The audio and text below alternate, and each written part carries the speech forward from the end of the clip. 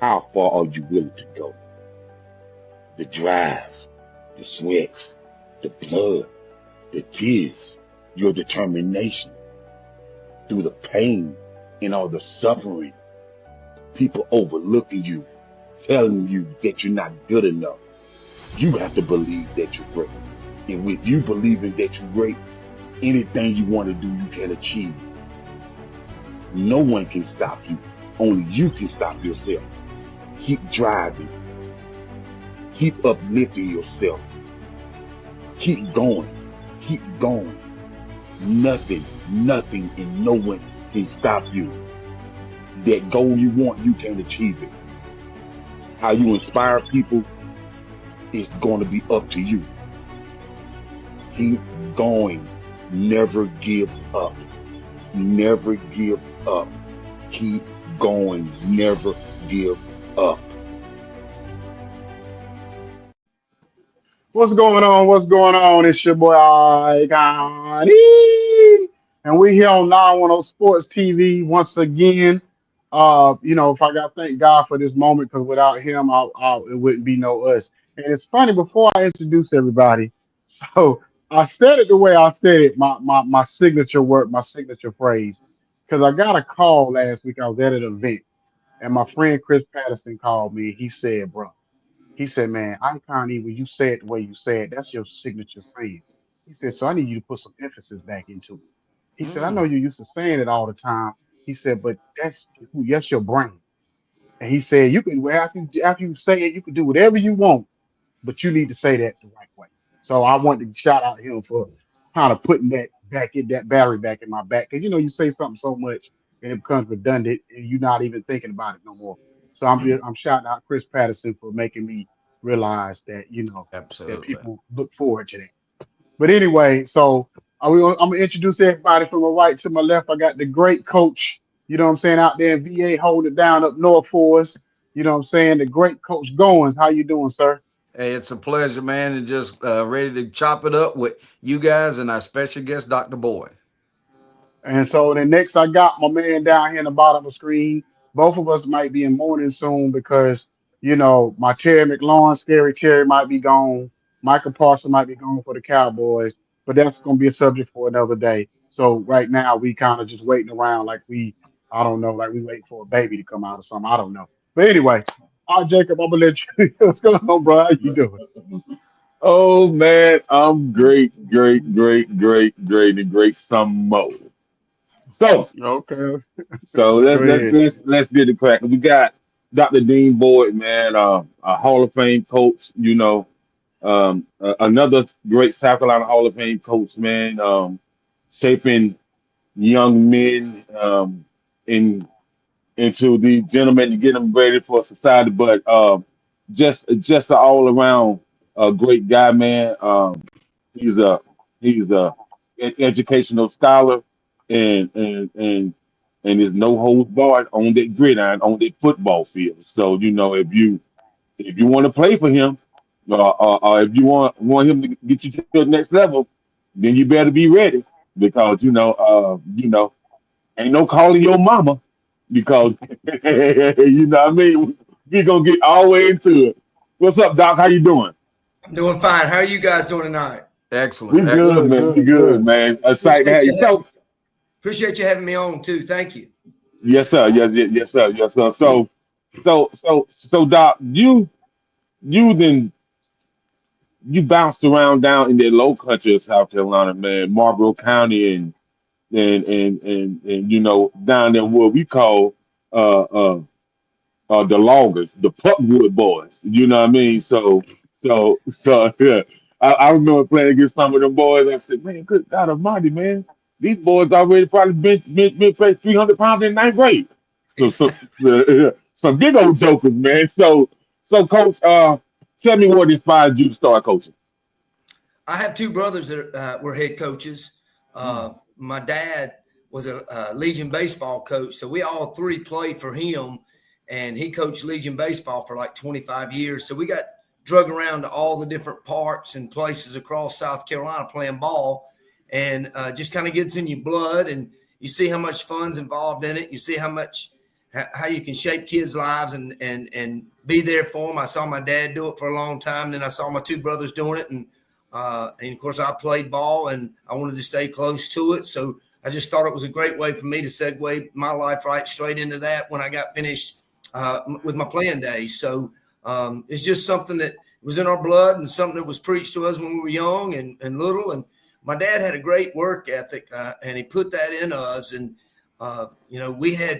we had gardens and yards and stuff that he made us do all the time, made us work in all the time. And one of the ways that we could kind of get out of that is if we played a sport early on.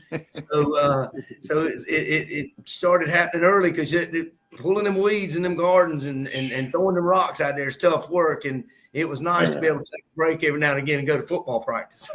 Right. I definitely understand. So Coach, walk us through the very first year that you took a coaching gig. I started out actually 2 years I was at Winthrop. I went to Winthrop to play baseball, and that didn't work out. So after about 2 years, I started to look at about trying to get into coaching so that when I got out of Winthrop, I could maybe coach on varsity level. Because back in those days, you only had about 5 varsity coaches. You didn't have 20 like you do nowadays, or like a lot of people do nowadays. You just had it was 5 guys. You coached one side of the ball for half the practice for 2 hours, and then the next 2 hours you coach the other side of the ball. And that's the other thing that's changed a lot. Now if you go 2 hours, somebody wants to sue you. Back in those days, you might go 4 hours and you might practice 4 times like that.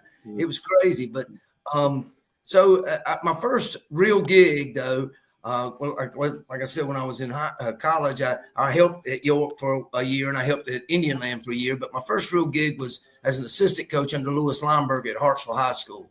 And I was there 7 years. That's funny. Now, what a coincidence. We just had him on. He's a great man. Great man. I learned a lot from him. I carry a lot of the things that we still do today from him, and a lot of the sayings and a lot of the toughness type things and the drills and stuff we still do today here at York. That's 40 years later. And after I left Coach Lineberger, I got my first head coaching job down at Williston-Elko High School, which was a 1A school, and I had to cut my teeth somewhere. I had like 20 different schools I interviewed for. None of them would give me a job. I was really young looking at the time, and they all felt like I was too young and too small to be able to do this. And, so I just kind of kept a checklist of all those schools that said no. And when I got my chance, I got that job at Williston. We turned that program around pretty quickly. And 3 years later, after 3 years there, I got to Marlboro, and I spent 22 years there before coming to York. So, and along the way, clicked a lot of those schools off that happened to pass me by. Whoa. And still got the list, boys. I still got the list. Okay. That's amazing, Coach. Williston Esco. So I would say I kind of know about that 1A, when playing teams like McBee and Ware Shoals and Dixie and schools, Lamar and schools like that. So you played against some talent that went on to play Division I and some that played in the pros, So 22 years at Marlboro, man, that's a long time to be a head coach in one place. And so, I was also the athletic director there too. So, and the athletic director of 5 middle schools at the same time. So it was a pretty demanding job there. Man, wow. Listen, man. They spread you out so far to make it. Sometimes I'm pretty sure you be like, oh my goodness, man, I can finally sit in the recliner. So being a head coach and athletic director and dealing with the high schools and the middle schools, man, that's a lot of egos that you have to kind of monitor and discipline. So what was that like for you on a mental and emotional level? Yeah, it was, you had all gamuts at all of those schools. You had kids who had a lot of money and felt privileged or felt entitled. And then you had a lot of kids who didn't have any money and, they were just looking for attention. And then you know, in football is a violent sport. It's a violent game. And you got to walk that line, teeter that line. You got to have some edgy guys if you want to be good and you want to last as long as I have. You've got to learn to try to take those edgy guys and make it controlled chaos. And, you know, we were fortunate enough. I've had some great assistant coaches. I've had some great players. And we were fortunate enough to do that there. I mean, we reeled off a span probably, I don't know, 12, 13 years in a row where we won over 10 games a year. And, you know, and it was a program that had athletes, but just it quite didn't have it going where it needed to go. When I got there, I think they'd been 2-9 or 2-8 2 years in a row. And that first year we were like 4-8 and made it to the playoffs, got beat by a great Easley team that had Eric Meekins, who ended up playing at Clemson all that time. But then the next year we go 15-0. The kids bought in. They understood what I was trying to get done. We got them in the weight room. They really hadn't hit the weight room that hard. And I built them a new weight room. I went out and got money, and we painted and did a bunch of work and got a new weight room. And I took them to the first weightlifting competition we went to was in Darlington County at a gym there. And I just happened to see it when I was in the convenience store one day. It said, it was a little flyer up. It said teenage bench press contest. So our kids had never been to anything like that. So I loaded the van up. I took about 15 of them down there, and there wasn't that many kids in the thing. We won 14 of the 14 of the 15 won their weight class or whatever. But there wasn't a lot of competition there. But I didn't let our kids understand that. Hey, look, you came back a champion, and we can do that at the big level, on every level. And we kind of just built it from there, and they started buying in and believing in. And we were fortunate enough to have some really good players that second and third year I was there that kind of sparked it. You know, when I start reading off guys like Tamir Zimmerman and Savell Newton and Robert Ayers and guys like that, Lee Pegues and Thomas Till and Quentin Till, all these guys played in the NFL or had a shot at playing in the NFL. So we had some really great players. I had some really good coaches. I was fortunate enough to bring some guys in, and it just kind of blossomed from there. Okay. So, Coach, now, being a head coach is one thing, but I know, and I have heard this for some years now, that you was probably the number one strength and conditioning coach in South Carolina when it comes to high school athletics. You know, so tell me why you push that so much, you know, as being a head coach versus you didn't hear about other coaches really pushing that strength and conditioning. Of course, they lift weights, but there's a whole lot more that comes with strength and conditioning than lifting weights. Well, you know, I think we've tried to be on the cutting edge. I think different eras has different things. You got to try to find that edge or that extra. And coming from a program at York and Indian Land where we kind of struggled a little bit when I was in college, and then coming down to Hartsville and seeing how hard they worked in the weight room and the kind of conditioning that they did there, and nobody really knew about it, but they were winning. I mean, I was there 7 years, and we played for 4 state championships and won 5 region titles. So I saw that, and so the next thing I thought, and I think this is where you're coming in and saying some of the stuff that you're saying. I was probably the first or one of the first guys to hire full-time strength coaches in the state. I just felt like at that time that we had assistant football coaches doing it, and they were doing a good job and that sort of thing. But we needed to hire guys that this is all they studied. This is all they knew about. We had to make sure it was the right fit. They had to understand it. Yet they were still trying to get something done football-wise. But, you know, I convinced Marlboro to hire a full-time strength coach, and that's all he did all day long. And now the state's full of that. But it wasn't that way 35 years ago. It wasn't that way, or 25 years ago. It wasn't that way. So we had to convince them to do that. We got the strength organization going. You know, there was some guys before me, Phil Williams and Ron Blackman and Charlie Macaluso, who had kind of started this strength coaches association. I jumped in that full speed, and you know, because to look at me, I'm not a big weightlifter. I never have been, because it wasn't that important when we played. No, I mean, we had a universal machine. That's all we had. And but I saw the advantages of it, and I encouraged our kids. And once they started seeing their bodies change, we wrapped our whole weight room in mirrors. I wanted them to see from the 9th grade year to the middle of their 10th grade year how much they had gone, and middle of the 10th grade year to the 12th grade year. And we took pictures of them in their 9th grade with their shirt off, and then took pictures of them again their senior year and put it up on the board and let them see those types of things to show them what they can accomplish and what they had accomplished by hard work. And but then we started adding other phases to it. As you said, we started adding the sprint phase. I was one of the first ones to use catapults in the state. We did that at Marlboro County, and then I brought it here to York. But we were the first one of the first ones. We might not have been the first, but we were in the top 2 or 3 if we weren't the first one to use the catapult. Well, we started. Now we're not really developing 40 times. We're looking at miles per hour. We're looking at how many, what the input is on the use of their body during the week. So in other words, if I'm practicing them and I'm dogging them out for 3 days and I look at their catapult, it gives me their total volume of work. And I said, whoa, we got to back off because they're going to be dead on Friday night if we don't back off.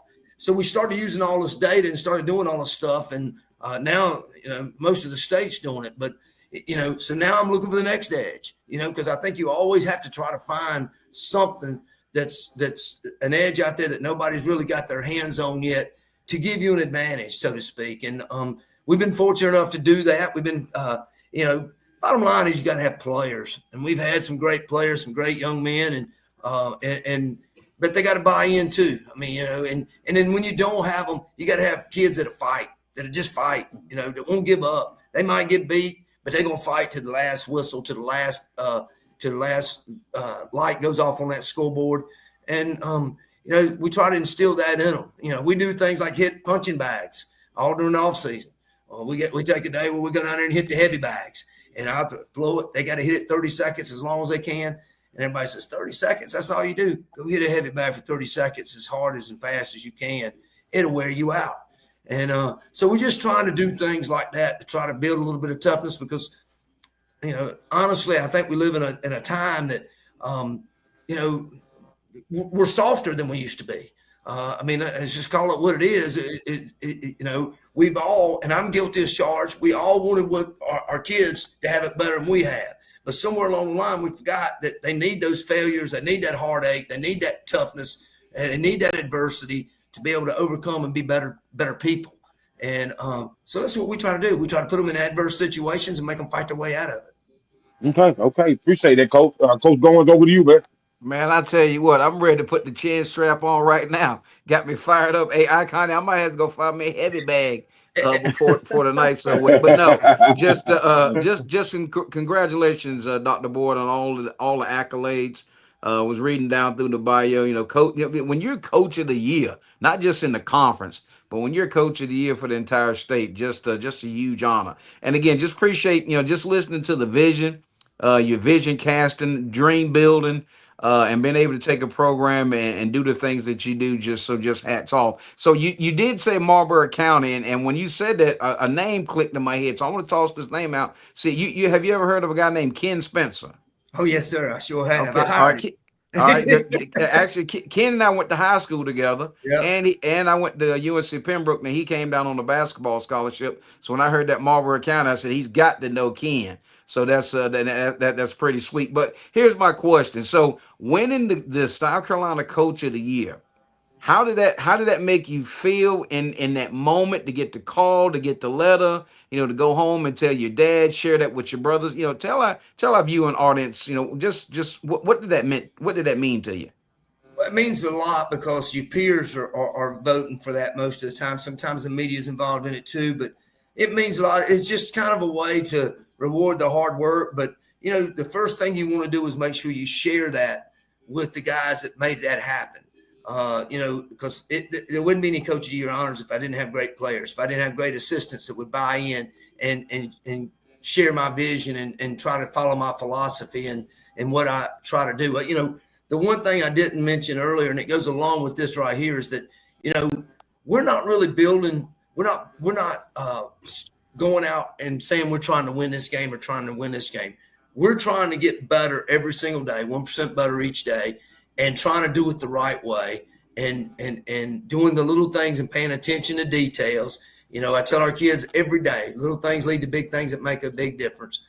Once you start doing those things with the right chemistry, you're going to win. The wins are going to pile in. So we're either winning or we're learning, because if we get beat, we got to learn from it. If you don't learn from it, then it's truly a loss. So those are the types of things that we try to build into all that, what you're talking about. And Ken, I hired him. He was actually already at Marlboro, but they had him like a 9th grade basketball coach. And I sat down with him. I could see right away he kind of shared the same vision I had and the same ideals. And as the athletic director, I said, no, we're going to bring you on up to varsity, get you started there. And the biggest problem I had there is I couldn't keep him there because he went on up into the college level. But he did an outstanding job there. Played for 2 state championships there, and with the same kids that we had on. We had all of them played football and basketball and ran track, and more kids need to do that nowadays. You're seeing so much specialization. You're seeing so much recruiting going on. The recruiting stuff is. I'm not a recruiter, guys. I'm a coach, right? And it's old school like that. I mean, you either one or the other. You got guys that are winning that are recruiting, and I'm not downplaying them. And they're hell of a recruiters, but it ain't coaching, right? I'm coaching. May not win as much, but we're coaching the kids that we got. The kids that walk in our doors, they're going to get an opportunity to play without having to break somebody else in. Now don't get me wrong. We get a transfer every now and again that comes in and plays, but it's done the right way. And right. I can't ask our kids not to do anything I can't ask them to be have integrity if I don't show that myself. And there's a lot of things going on now that it's sad to see, because a lot of kids are getting left out that don't need to get left out. Football, to me, in any coaching, but especially football, is our last bastion for this country. It really is. I mean, I know that I'm a football coach and I'm selfish and I'm saying that, but to me, it's the last bastion, because it is truly a place where we can teach young men how to be tough, how to work together, how to be good citizens, and we as coaches need to do a good job doing that. That's excellent. So I got one more for you. So hindsight is always 20/20. So if you could imagine yourself in the locker room, and a young Dean Boyd walks in and wants to be a coach, what would that conversation be like? I had some of those the past couple of weeks. I've helped several guys. Coach Kevin Roller at Dillon. Y'all may be aware of him. Kelvin started with me at Marlboro, but he started as a volunteer assistant. He came to me. We were practicing one day. He came to me, he said, and he played at Marlboro. He said, Coach, I'm working in the mill right now. I don't like that. What do I need to do if I want to be a football coach? So then I pick up the phone. I call Coach David Bennett at Coastal Carolina. I said, I got a guy that's been helping us out. It's a great young man. He's willing to do what he's got to do to be a coach. And you need to put him on as a student GA. Get him in school. Get him as a student GA. Well, he did that, and then he went to be a regular GA, and now he is the head coach at Dillon High School and doing an outstanding job. So that's kind of the way I do it. I look at guys and say, you may not be the player that you want to be, all right? So if that's the case, but you love athletics and you love sports and you love being around people and helping young people, you need to learn everything you can learn and do everything that you can do to make yourself more open to that profession. And I mean, that's kind of what I did. I went to York and said, hey, look, I want to coach in 2 years when I get out. And is there anything that, I'll clean the locker rooms, I'll wash the clothes, whatever I need to do. I want to be a part of it. And I'll never forget Coach Bill Pate. He said, well, we got a spot on the JV team. We'll let you coach defensive line. He said, I can't pay anything. He said, but I'm going to give you 20 Booster Club tickets, and they're $10 a piece. If you sell all those 20 Booster Club tickets, you get $200. So that's what I got. I got $200 because I went out and sold them. So I would pay $200 that year, but I was able to, because I worked at those two places, I was able to get that varsity assistant job under Coach Lineberger, whereas I would have probably been a JV coach or a middle school coach, and nothing against those. It's like you talked about earlier with being at Williston, I think every coach ought to have to coach 1A. I think every coach in the state for at least 2 years ought to have to coach 1A ball, because I learned more in those 3 years at Williston. Because you get a player hurt, you don't lose one position, you lose 8 positions, and you got to learn how to deal with that. So I think I kind of got off topic there, but you know what I'm getting at. Oh, and yes, sir, without a doubt. So appreciate that. Ikon, man, what you got teed up for the coach? Well, first and foremost, aren't you like a newly Hall of Famer also? I got that this past week. Yes, sir. I sure did. Yeah, so congratulations on that. So I meant to ask Coach Lineberg about this. So, in the Masters, we get the green jacket, NFL get the gold. What did they give y'all down in South Carolina? They gave us a plaque and a ring. So it was pretty cool. Okay. It was pretty cool. Okay. And it was nice to have my family there, and just to, and I had a lot of players, a lot of coaches come back and be there. And, that's not an easy trip. As in Greenville, they have to come all the way from Marlboro, York, or Williston and come up there. So it wasn't an easy trip, but had a lot of those guys there. And it was really, it was really a nice night. And again, the credit goes to the people that I was lucky enough to surround myself, with. We had, I can't, I mentioned a few players earlier, but there's so many more. And to have so many coaches, I've had, I think it's 29 coaches that's gone on to be head coaches. Wow. I've had one superintendent that I gave him his first job as a coach. I've had several principals. So the leadership style, the leadership stuff that we do, we're very detailed. We're real Army based. I got to spend some time out at the U.S. Army game a few times and got to sit down with General Petraeus and a couple of guys, and they really walked me through their leadership principles, and just a really good thing. And it was really a nice thing Sunday night. Okay. So how did you get the call? Did you get a call, an email, a text? How did you find out? I got a call from Scott Early, which he's the executive director. And Scott and I played in probably one of the most memorable games in South Carolina. I got beat, and he reminded me of that. But we were playing Myrtle Beach in the lower state championship. We got beat 52-51 in triple overtime. They had, we had Elliot Alford play quarterback for us, and they had the kid that played at Notre Dame and Everett Golson.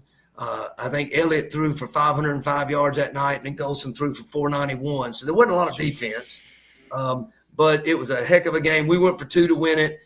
Guy tipped the ball right off our receiver's hands. I mean, it's just one of those things. But he's the one that called me. I think that I called Coach Lineberger, and he kind of gave me a heads up because he was excited about it and wanted to let me know. And I was glad to hear from him and Coach Roscoe, who's a mentor of mine, and Johnny Roscoe, and had a bunch of time here in South Carolina and did a great job. And it was just a great night for me. And my brothers were there. Both of them are Hall of Famers too. So, wow. So we have 3 brothers that are in the South Carolina Athletic Coaches Hall of Fame. And that's a pretty sweet thing. I mean, it's pretty unique. It's pretty sweet. And, both of those guys have forgotten more football than I'll ever know. So I'm just glad to be a part of it, glad to have had the opportunity, and still glad I'm coaching. I love it. Wow. So let's get back to the strength and conditioning. The question I got is because now I think me and Jacob was talking about this earlier, and I was talking about this with somebody yesterday about, we talk about these players when they get the age of 30, and, for years it's always on, other side of 30, teams don't want to sign you to new deals because they think you're about to be washed up. But we're in a new era where strength and conditioning has changed the game with the new technology and medicine and all the good stuff that goes along with it. So what's kind of the secret sauce to help players basically be to have a longer career in the NFL that you would know about? Well, I think what you're talking about, there's a good example of that. It just retired at 47 years old, and Tom Brady. I mean, he got better shape and better looking as he got older, and took care of his body. I think that's the biggest thing. I think you got to. It used to be when we first started this stuff that everybody just benched and squatted, and you try to do just that. Now it's a total body thing. And we still put a lot of emphasis on the 3 major lifts, bench, squat, and power clean. But there's so much more to it than that. And I think that if a person, especially ever gets to the NFL level, most of those guys hire them a guy that they probably pay, I don't know, $600,000-$700,000 a year because they can afford to do it. And that right diet, putting the right things in your body, and taking care of yourself.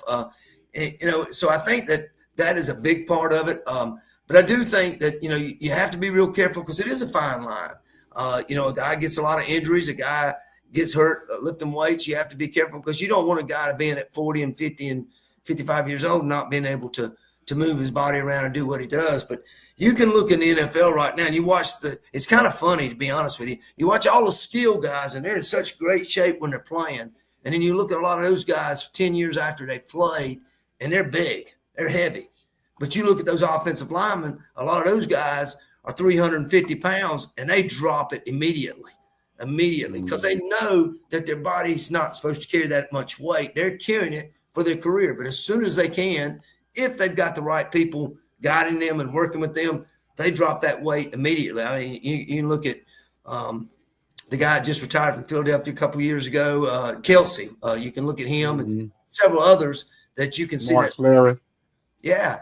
So I think that has a lot to do with it. I think that just taking care of yourself, taking care of your body, because what it becomes is everybody thinks, well, these guys playing NFL, they can go out there, great athletes, they just go out there and they show up when it's time. They don't. They work. Now they might work in the weight room 5 days a week, 8 hours a day, and you say there's no way they can do that. Well, they're not hitting the same muscle groups. They're doing different type things. They're doing ice baths. They're doing saunas. They're doing things, massage and all that kind of stuff, cupping, everything else to keep their bodies in the best shape. And I think that's probably the next cutting edge for even colleges. And I don't know that it ever get to high school because it's so expensive, but definitely, guys that can afford it are going to do what they can to take care of their bodies. Let me ask you this question. So I'm seeing something that's starting to disturb me a little bit, and your your long career, I'm pretty sure you've dealt with it, and maybe not at this extent, but I'm seeing coaches where they're getting into it with the players doing practice, and even almost turning to fist fights, and a lot of disrespectful words are going back and forth and things of that nature. So I'm pretty, tempers get high, especially probably during training camp and doing those long hot days that you have. So as a coach, how do you kind of deal with it? Do you go to the coach first and say, listen, you're the leader, you're the adult in the room, so you can't be going back and forth? Or do you sit them down together? What is your approach when you see those type of things going on? Well, I'm a volatile guy, and over the years, I've had situations like that, but I've kind of learned through experience over the years, you can't really address somebody and I don't want to say a demeaning manner because that's not the right words, but you can't address somebody harshly unless they respect you, unless you have a relationship with them. I think that's what I try to tell my coaches. All right, look, you can get on a kid. That's part of coaching football. But make sure you have a relationship with him. Make sure he understands that you love him and you care about him and you're doing everything that you can to help him. And once you get on him, once things calm down, you got to go back to him and talk to him. Say, look, I'm only trying to make you better. I'm coaching you hard to make you a better man because things in life are going to be hard. And not everybody's going to be easy on you. It's not going to be sugar plums and all that kind of stuff. You've got to learn to be able to take some criticisms or you're not going to be able to make it through life. But then I also monitor, try not to make anything derogatory. Don't say anything as far as making things personal, and that sort of thing. We're all here to make these kids better young men. And to do that doesn't mean to be soft. I'm not saying that we need to be, it's all kumbaya. I'm not saying that. But what I'm saying is there's a right way to do it. And it is a respect factor. In the same regards, we talk to our kids. I talk to them every day. We're going to coach you hard. There's going to be times where we might be some yelling and some screaming, but it's to make you better. It's to try to motivate you. But you also, as a coach, got to know that not everybody reacts to the same way. I give you one of the best players I ever coached, Tamir Zimmerman. And I'll put him in the same group with Savelle. I could get on Savelle as hard as I could get on anybody, and it would just be like water off a duck's back. Didn't bother him. He knew he was good. He knew he could play. He knew he was confident. It didn't bother him. He just, in his mind, it's like coach is going off again for no reason, that type of thing. But if I did that to Tamir, he'd shut down. All right. So I had to coach him different. Tamir, if I just went over to him and said, look, I see you made a mistake, and I'm disappointed. I'm real disappointed because I thought you were better than that. But maybe I was wrong. Maybe I shouldn't be thinking. I assumed you were, and I shouldn't assume. And then he'd try to run through a brick wall for me after that because he was going to prove to me that he was better than that. So you have to kind of know the player, but the only way you know the player is building relationships. And I think that's what I've been good with. I think, and that's one of the reasons we've been good because, I feel like our kids would try to run through the brick wall for me. But honestly, I do the same for them. Wow. So go ahead, Jacob. All right, coach. So you're a great high school coach. You coach a lot of players from all different walks of life. And, I had this conversation with somebody, today. I said, man, I remember colleges, used to give out anywhere between 12 to 15 scholarships from high school athletes. But now the colleges have, I think it's about down to about 5 or 6 scholarships that Division I and Division II and Division III give out now since the NIL. And a lot of these NIL deals, of course, you know about Division I, Division II, but the Division III is kind of kept in the dark, not publicized because those NIL deals come from the rich alumni. And so, do you think that? What did you think? What do you think is the best angle for high school athletes now? That's we had a guy on here that rushed for like what about 50, 5,500 yards his last season, and he got a scholarship from Georgia State at the last minute, and his mom was telling me, she said, "Well, Jacob, man, listen." She was like, "Baby boy is been working his hind parts off since he was in 7th grade." And, and she said that, but with this new NIL, if you got a player that played for Auburn, but he's transferring the South Carolina Gamecocks, they're not going to even much look at their high school standout player. So, do you think this has raised a problem for high school players, and how do you feel about that as a coach? That's a very good question because it's something that we deal with every day. I lost a kid this summer because the parent didn't feel like we were doing everything we could to get her son a Division I Power IV scholarship. Well, 9 years ago, he might have gotten that offer. All right. And you were saying 5 or 6. That's high. It might be closer to 1 or 2 or 3 as far as what they're giving out.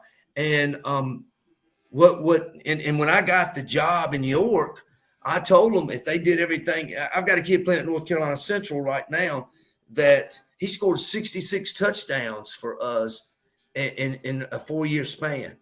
Really a 3-year span because he played 9th grade ball his 9th grade year. So he scored 66 touchdowns and he's 210 pounds, 6'2". He would have been a shoe-in for a division, big time division, Power 4. And it's just changed. Everything has changed because of the NIL and the transfer portal. So this is what I tell ours now, and I tried to tell this parent that this summer. All right, there's still a path for that young man or any young man if they can't get recruited, all right, to play at the Division I level. There are a lot of kids going. You look at your Newberries, your Wingett's, your Catawbas, and your all those schools are getting a lot better. Well, why? Yeah. Why are they getting better? Because they're getting those kids that the Division Ones were taking earlier. That's so correct. They're getting those kids. See, the other thing, on the other hand, with all that, you've also got to make sure that you make them understand about the transfer portal, because nobody's teaching them this. The colleges aren't teaching them this. Nobody's teaching. The NCAA is not teaching them this. 18,000 guys go in the portal. All those guys had scholarships. They were on scholarship. 9,000 of them got picked up. 9,000 of them didn't.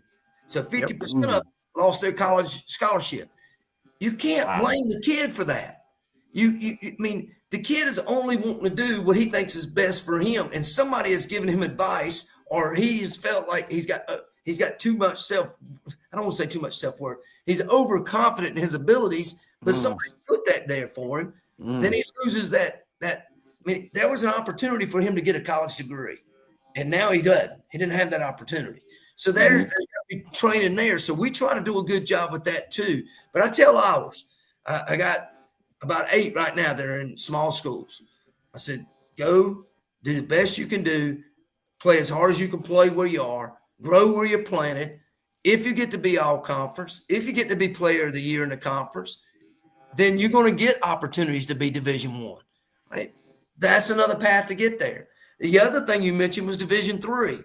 See, in South Carolina, if you mention that to high school kids, they want to snub their nose up because they think, oh, Division III. They need to go above West Virginia, get to Pittsburgh area, Ohio area, and those places, and go look at the facilities those Division IIIs have. They have better facilities than some of the Division I colleges. And so, and like you said, they have endowment programs. They don't get a scholarship, so to speak, but they get everything paid for because they have those endowments. And so you got to open your kids' eyes to all of this. And like I said, we lost a kid this summer, one of my better players. His mom, he didn't want to leave, but his mom took him to another place to play because she didn't feel like we were doing everything we needed to do to get him in a Division I Power 4 school. He's not there yet.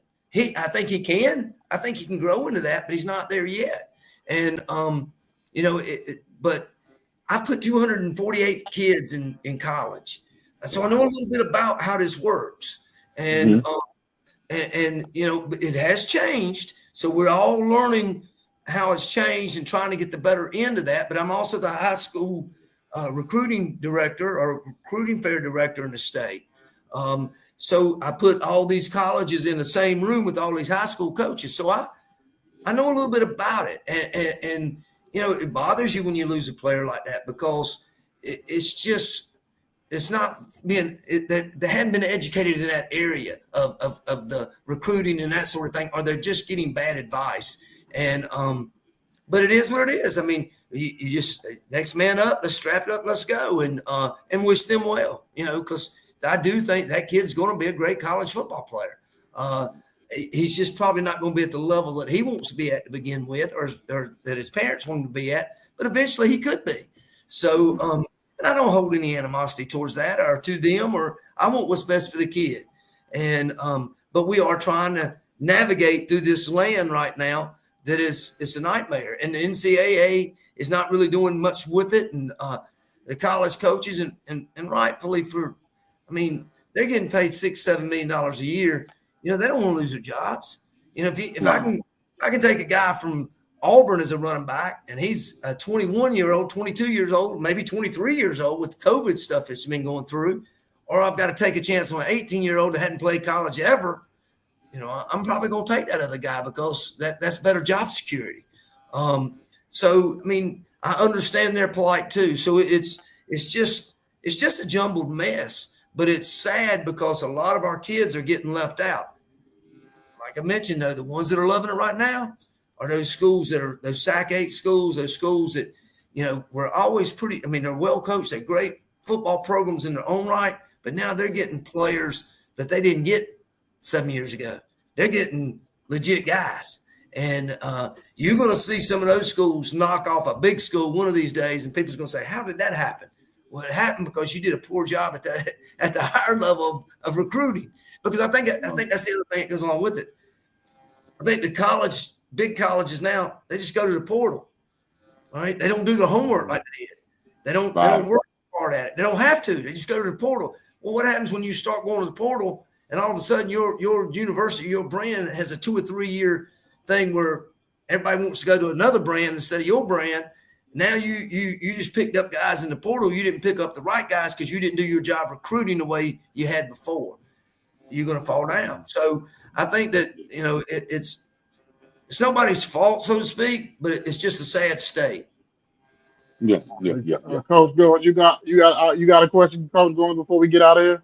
Yeah, no, I don't have a question. I just want to make this comment. It is not, or I would be remiss to say I see why the success has been at your feet, and I know you give the credit to your staff, but your vision, your knowledge, as a former high school coach myself, as I sit here and hear the things that you said, it's just been absolutely tremendous. I thank you for the knowledge, and I, you know, and just on behalf of the coaches that I've coached with and know, it's a pleasure to be able to hear you, you know, eloquently, you know, state the facts, you know, talk about the things, keep the receipts that you need to keep, you know, wish the kids well. But your selection to the Hall of Fame, without a doubt, you know, maybe should have came a little sooner, but it has been a pleasure to sit here and have you on the show. And you have teed this up 110%. Congratulations to yourself and your brothers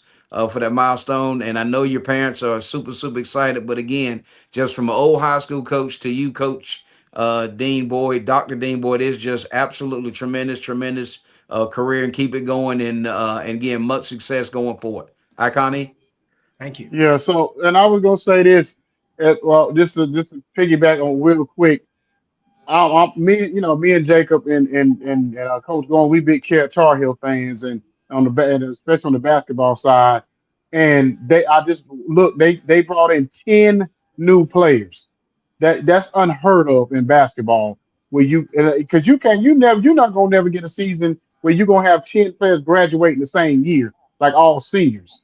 So for you to have 10 new players because of the NIL and because of the transfer portal is diabolical to me. It's crazy to me.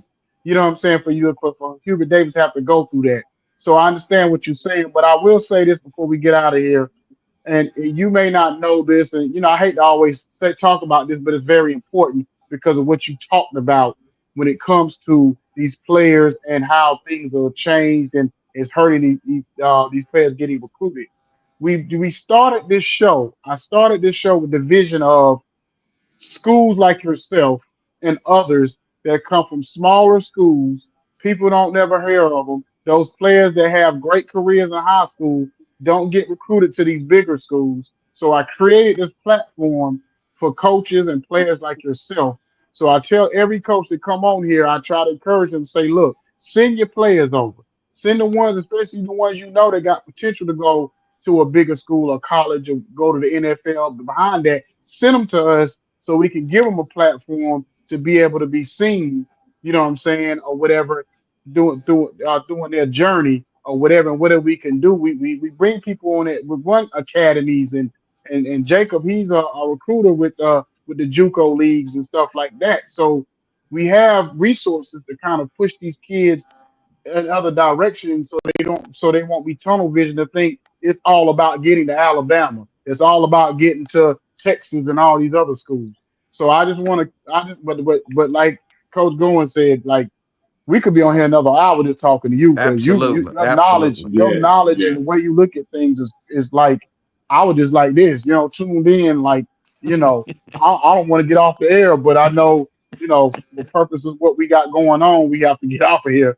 But yeah, I definitely appreciate you coming on here tonight, giving us your time. I apologize; it was my fault that we was running late. I had to check in my hotel room and all that kind of good stuff.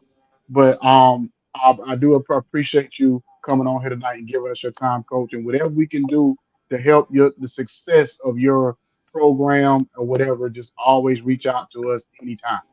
Yes, sir. Thank you. I'd also like to say, Randy Page, he does that South Carolina, the little site there and puts all that stuff up. That is so, I don't think he realizes how many memories and how much, love and honor and that stuff he brings up when he puts all those clippings. He does an outstanding job doing that. He referred me to you guys tonight, and I want to thank him for doing that, because this has been a really good night for us too, for me as well. Excellent. Okay, I Appreciate you, Coach. appreciate. So, Appreciate you. anything you want to say? Any social medias or any big game? Anything you want to throw out there before we leave, Coach? We've got our Bill Pate Jamboree in August 15th at our place. We've got Providence Day out of North Carolina playing in it, and we've got West Charlotte playing in it. So we got 2 state champions from North Carolina playing in it. Both the guys I know, Chad Greer and I go way back, good friends. Samuel Griner, he is actually from York.